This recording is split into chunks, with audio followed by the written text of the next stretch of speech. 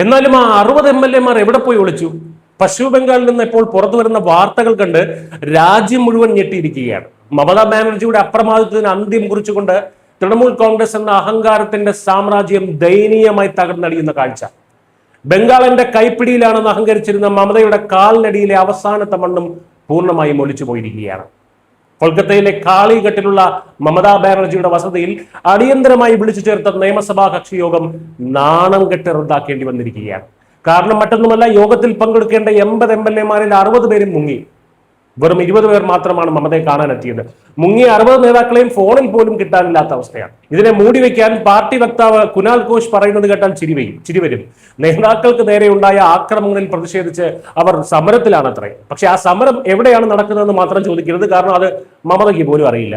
മമതയുടെ ഏകാധിപത്യത്തിനും കുടുംബവാഴ്ചയ്ക്കുമെതിരെ പാർട്ടിക്കുള്ളിൽ തന്നെ നടക്കുന്ന ആസൂത്രിതമായിട്ടുള്ള ഒരു രാഷ്ട്രീയ അട്ടിമറിയാണ് നമ്മളിപ്പോൾ കാണുന്നതെന്ന് സാമാന്യ വിവരമുള്ള എല്ലാവർക്കും മനസ്സിലാകും. നിയമസഭാ തെരഞ്ഞെടുപ്പിൽ BJP-യോട് ഏറ്റുവാങ്ങിയ കനത്ത തോൽവിയാണ് TMC-യുടെ അടിത്തറ ഇളക്കിയത്. സ്വന്തം കോട്ടയായിട്ടുള്ള ഭവാനിപൂരിൽ വെച്ച് BJP നേതാവും ഇപ്പോഴത്തെ മുഖ്യമന്ത്രിയുമായിട്ടുള്ള സുവേന്ദു അധികാരിയോട് മമത തോറ്റമ്പിയതോടെയാണ് കളി മാറിയത്. ഇതിന് തൊട്ടു പിന്നാലെയാണ് പാർട്ടിയുടെ സെക്കൻഡ് ഇൻ കമാൻഡായ അഭിഷേക് ബാനർജിയെ സൊലാർപൂരിൽ വെച്ച് ജനക്കൂട്ടം പെരുമാറിയത്. ഹൂഗ്ലിയിൽ വെച്ച് മുതിർന്ന MP കല്യാൺ ബാനർജിയുടെ തലയ്ക്കും അടിയേറ്റു. 2011 മുതൽ ഇടതുപക്ഷത്തെ പിഴുതെറിഞ്ഞ് ഭരണം പിടിച്ച TMC-ക്ക് ഇപ്പോൾ സ്വന്തം നേതാക്കളെ പോലും സംരക്ഷിക്കാൻ കഴിയുന്നില്ല. അസന്തുഷ്ടിയുടെ ഈ തീയിലേക്ക് എണ്ണ ഒഴിച്ചുകൊണ്ടാണ് പാർട്ടിയുടെ മുതിർന്ന നേതാവ് കഗോലി ഘോഷ് ദസ്തിദാർ തന്റെ പദവി രാജിവെച്ചത്.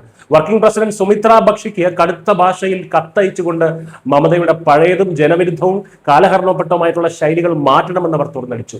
മമതയും കുടുംബവും സാധാരണക്കാരിൽ നിന്ന് അകന്ന് അഹങ്കാരികളായ ഭരണാധികാരികളായി മാറി. ഈ ഒരു തകർച്ച കുടുംബവാഴ്ച നടത്തുന്ന എല്ലാ പ്രാദേശിക പാർട്ടികളുടെയും ശാപമാണ്. ഇന്നല്ലെങ്കിൽ നാളെ ഇതവർക്ക് ഈ ഒരു സ്വാർത്ഥത കാരണമുള്ള നാശം അവർക്ക് നേരിടേണ്ടി വരും. ഒടുവിൽ ബംഗാളിലെ ജനങ്ങൾ തിരിച്ചറിവിലേക്ക് വരികയാണ്. അക്രമത്തിന്റെയും അഴിമതിയുടെയും ഭയത്തിന്റെയും രാഷ്ട്രീയം ഇനി അവിടെ നടപ്പില്ല. പ്രാദേശിക അഹങ്കാരങ്ങളെ തകർത്തെറിഞ്ഞ് ശക്തമായിട്ടുള്ള കേന്ദ്ര നേതൃത്വത്തിന് കീഴിൽ വികസിതവും അഖണ്ഡവുമായിട്ടുള്ള ഒരു ഭാരതത്തിന്റെ ഭാഗമാകാൻ ബംഗാൾ ഒരുങ്ങിക്കഴിഞ്ഞു. TMC-യുടെ അന്ത്യം കുറിച്ചുകൊണ്ട് BJP-യുടെ ഈ മുന്നേറ്റം ബംഗാളിൽ ഒരു പുതിയ പുലരി സമ്മാനിക്കുമെന്നതിൽ യാതൊരു തർക്കവുമില്ല. ജസ്റ്റ്